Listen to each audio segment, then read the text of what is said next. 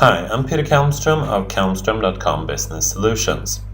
In this demonstration, I'll show you the find floor costs example, which uses the vertical lookup function, which is very useful.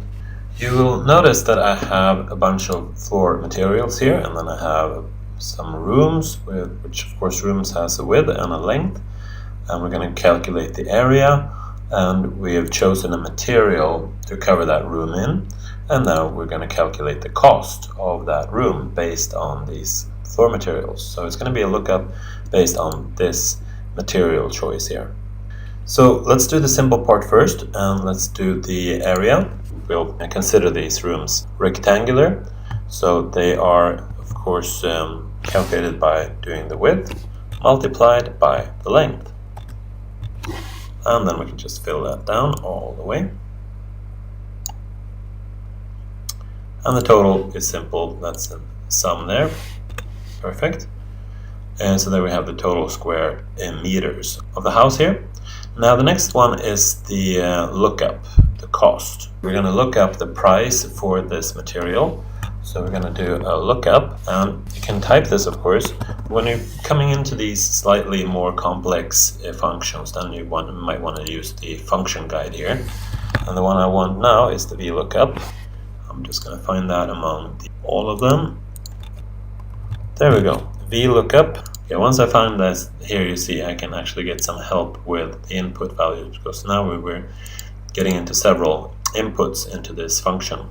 So the lookup value is, of course, the material here, the cell to the left. The table array is this whole array there. This will work fine, but I want to fill this down. So what I'm actually going to do now is enter the dollar signs around this. You can actually do that by pressing the F4 key on the keyboard too. Let's see, you can press several times and you get the different versions of relative and absolute.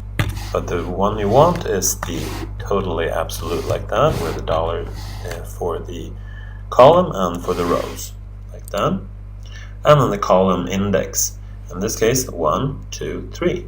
So I want the third column there. And as you see, that's correctly picking up the TG, which is the wooden tiles, which is what I did. You want to make sure, by the way, that the value that we're looking up against in the first column, that needs to be sorted alphabetically, otherwise it won't work. So that's that. Now that gives me 220, which is the right. But of course, I want not the cost per square meter, but I want the cost for that room. That makes more sense. So I'm just going to go ahead and continue the formula and multiply that by the area. And now you can just fill this down. And then do an auto sum based on all of them above. And here I'm going to make sure that those are dollar values. So the difficult part, of course, is this one, the VLOOKUP. It's looking for the cell to the left, and then it's looking in the table, and it's looking in the third columns. So that's what the VLOOKUP does. And then we multiply that by the area. So a slightly complex formula, but I hope I made it clear how that works, and you can see evidently that it's working beautifully. So now if I lower this to 0 for the wooden tiles, you see I get a direct change there, which is fine, but let's do something that's a bit more prevalent in use. The wet room carpet, of course, is used in a lot of places. Let's put that down to 0, and then you see we get the change right away. Control Z changes it back. Thank you for watching this demonstration.